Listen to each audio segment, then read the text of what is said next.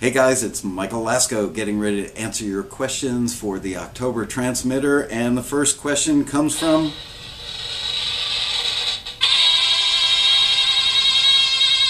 Ellen Van Cleve, and she says, "Dear Michael, I saw you do the episode of Taxi TV the other day when you gave a great tip on how to record a snare drum.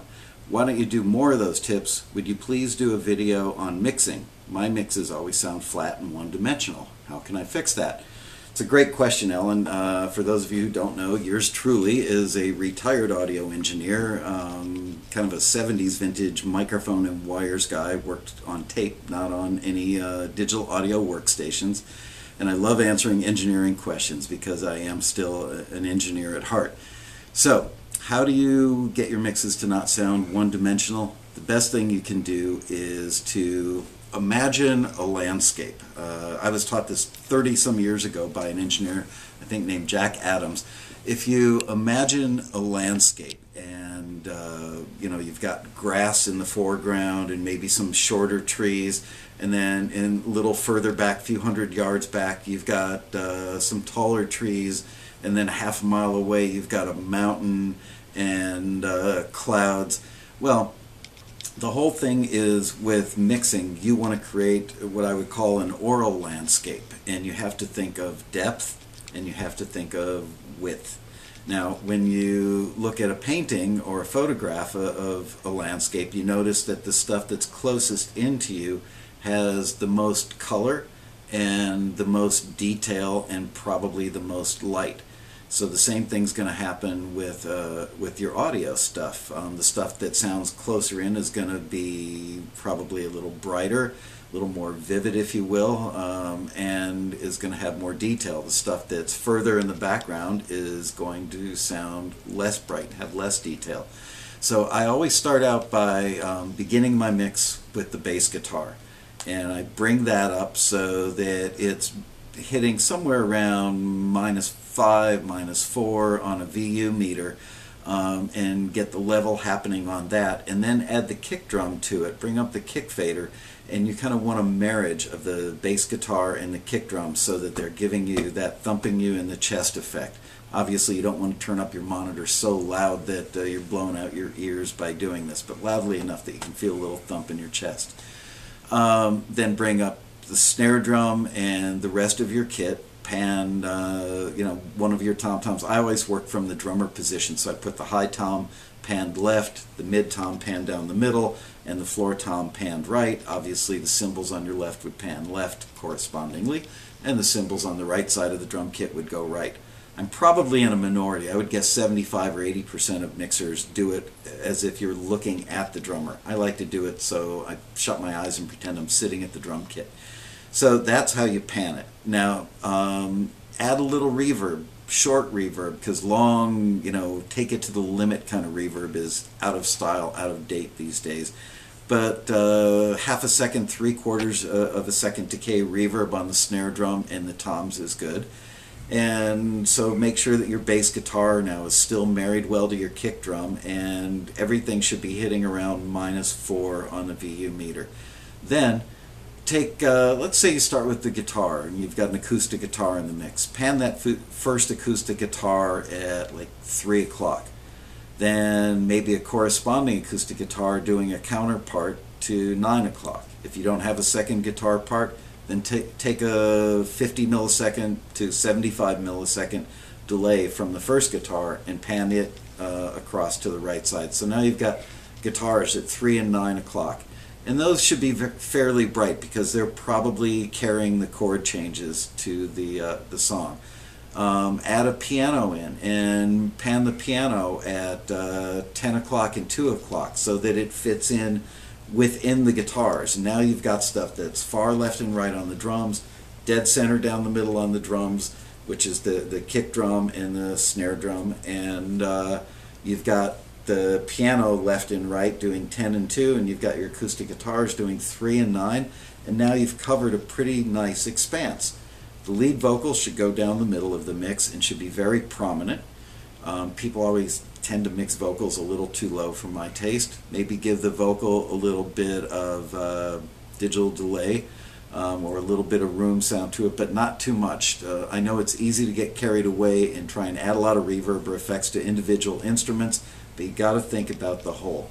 Now, for things like strings or Fender Rhodes, those are things that generally don't have a whole lot of top end. Violins will have more than violas and cellos, but a string blend, if the song has a string part to it, can go further back and can get a little more reverb. That gives you the effect that the mountains would have in the visual landscape.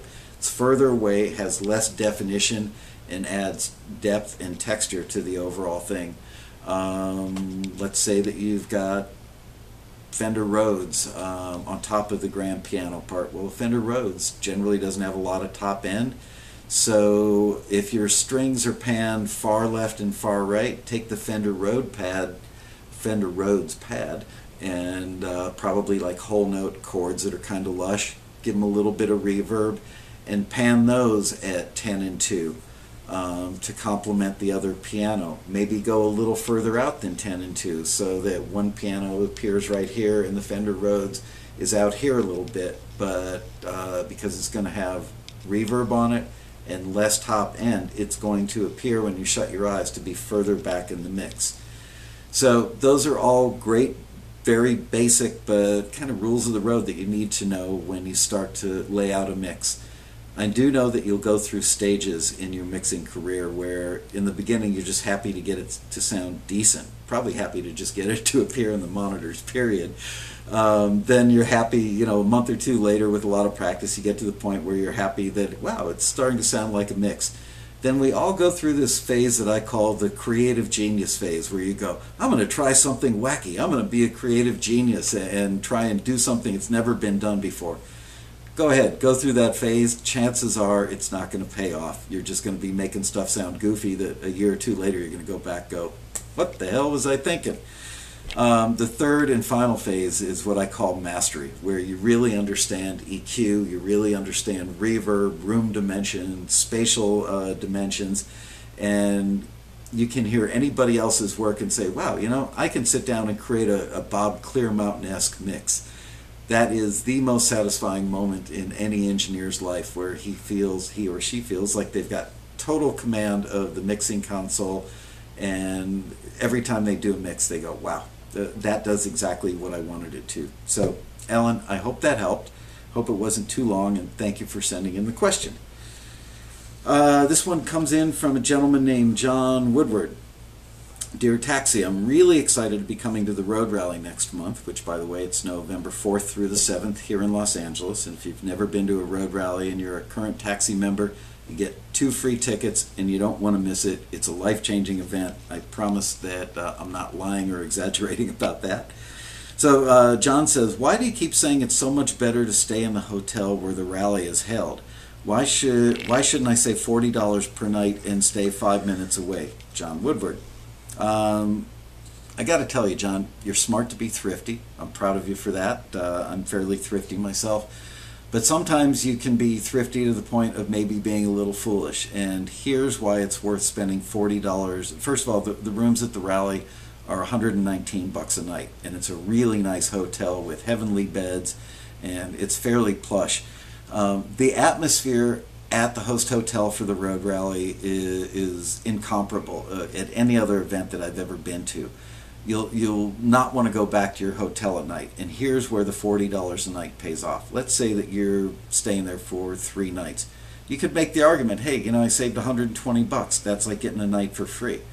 That's true. But now imagine that if you're staying in the host hotel and you run up to your room, 3, 4, 5 times a day, maybe even 6 or 7 if you include going up at night to go to the men's room because you've been drinking too many beers in the bar, or you want to go upstairs and change your shirt, or take a shower, or call home, whatever. Those trips are worth the $40 a night, because every time you get in that elevator, you're bound to meet another Taxi member, probably going to meet 4 or 5 Taxi members. You'll probably meet some of the mentors, some of the panelists. And every year we get story after story from people that tell us, gosh, I met this guy in the hallway, I met him in the men's room, I met him in the bar. But the elevator seems to be the greatest meeting place of all. But you know what? Have your elevator speech ready.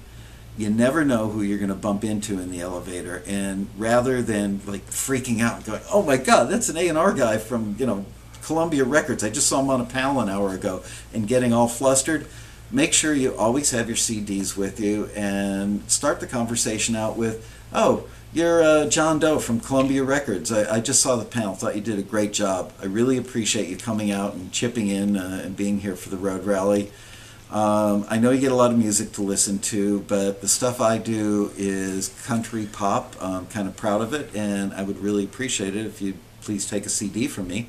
If you approach it like that, get right to the point, give them some references to the genre of music, my guess is that person is more than likely going to say, sure, why not? Give me the CD. Can I guarantee that he or she will listen? No, I can't. I think a lot of people that are panelists at conventions like this go to their room at night, probably pop stuff in their CD player and listen. They throw the bad stuff away, keep the good stuff, take it home, listen to it on the plane flight home. So that's worth $40 a night. Don't be penny wise and pound foolish. Last question, kind of related. This one comes in from Brent Cones or Conis. And it reads, Dear Michael, I'm coming to the Road Rally but can't decide if I want to fly home Sunday afternoon or Monday morning. Is there any advantage to staying in LA that Sunday night? I can't make any promises, but I can tell you that maybe some of the biggest deals and best deals that members have gotten as a result of coming to the Road Rally have happened after the Road Rally finishes up on Sunday night. When they're hanging out in the restaurant, at 8 or 9 o'clock at night, or they go downstairs to the lobby. We've heard people going outside for a cigarette. Usually the people that fly in, the panelists that fly in from New York or Nashville, tend to fly out on Monday. So now the rally is over. The other, 2,462 people have gone home, and it's just a handful of taxi members from out of town that are still staying in the hotel. You've got tremendously good access to meet those industry people while they're milling around in the hotel, not feeling so kind of glommed onto by the mass quantities of people that are there during the course of the weekend. So again, yeah, it's a little extra money out of your pocket, another $119 to stay over for that night, but I think you're going to be pretty exhausted at the end of the weekend. You're going to appreciate a good night of sleep before you fly. And like I said, can't make any promises, but I think there's a reasonably decent chance that your odds of meeting an industry person after the fact are probably a little better. So there you go. I hope those were good answers, and that you guys tune in next month for more questions and letters, and we will be back and see you in the November issue. And for now, see you later, guys.